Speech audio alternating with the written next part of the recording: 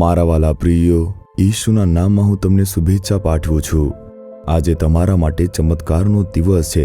પ્રભુ તમારા માટે ચમત્કાર કરશે ને તમને ખુશ કરશે। શું તમને આજે કોઈ વાતનો ડર લાગી રહ્યો છે? તે વાત બદલાઈ જશે। શું કોઈ વ્યક્તિ તમને પરેશાન કરી રહ્યું છે? પ્રભુ તે પરિસ્થિતિ બદલવા જઈ રહ્યા છે।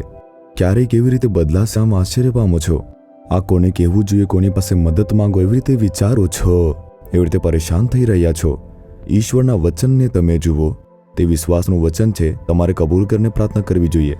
હિબ્રુઓને પત્ર 13મો અધ્યાયની 6ઠ્ઠી કલમ।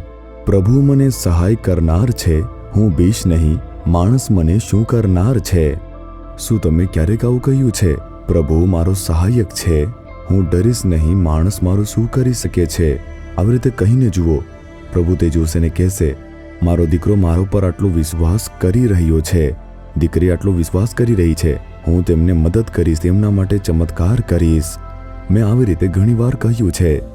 કેટલીક વાર અમને માણસો દ્વારા ધમકી આપવામાં આવે છે, પીડિત કરવામાં આવે છે, પરેશાન કરવામાં આવે છે।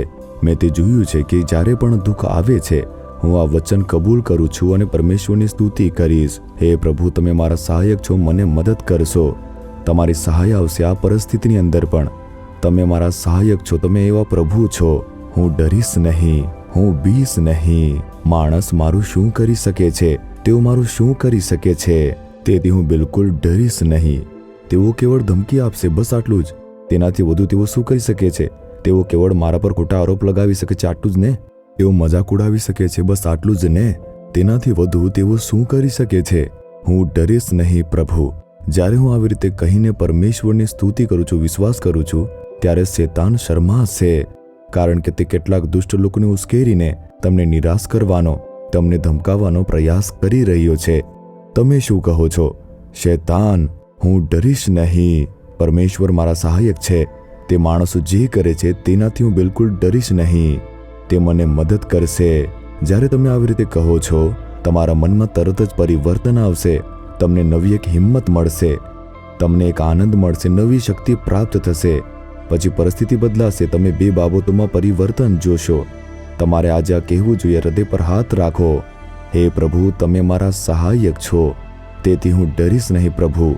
હું પરિસ્થિતિઓને અથવા તો લોકોને જોઈને બિલકુલ ડરીશ નહીં, હું ભયભીત થઈશ નહીં।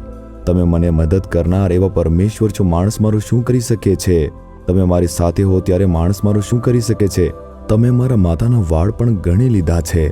જો તમે મારા વાળ પણ ગણી શકો છો, તમે મારા પર કેટલી ચિંતા કરી શકો પ્રભુ, તેટલી કોઈ કરી શકતું નથી। આવું કહો, તમારો વિશ્વાસ પ્રભુ પર રાખો। મારા પુત્રો, મારી પુત્રીને મારા પર ખૂબ જ વિશ્વાસ છે અને પ્રભુ ઉત્સાહથી તે આગળ વધશે, ચમત્કાર કરશે।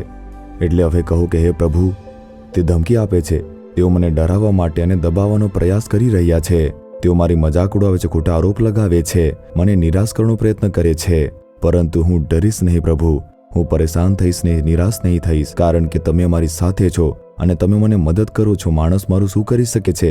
તે કેવળ વાત કરી શકે છે, બસ આટલું જ ને? તે ફક્ત દૂરથી ધમકી આપી શકે છે, આટલું જ ને? તેનાથી બીજું તેઓ શું કરી શકે છે? તમે મારા માટે છો પ્રભુ। જ્યારે સ્તુતિ કરવાનું શરૂ કરશો, હૃદય પરિવર્તન થશે, પરિસ્થિતિમાં પરિવર્તન આવશે, તમે એક મહાન ચમત્કાર જોવાના છો। હૃદય પર હાથ રાખીને કહો, હે પરમેશ્વર, હે દેવ તમે મારા સહાયક છો, હું ડરીશ નહીં, હું ડરીશ નહીં, હું ભયભીત થઈશ નહીં। કોઈ માણસ મને નુકસાન પહોંચાડી શકતું નથી, કોઈ પણ મારું ખરાબ કરી શકતું નથી। વિશ્વાસ કરો, તમે મારા સહાયક છો પ્રભુ, તેથી હું ડરીશ નહીં। ઈશુના નામમાં આમેન, આમેન। જીસસ રીડીમ્સ ગુજરાતી યુટ્યુબ ચેનલને સબસ્ક્રાઇબ કરો।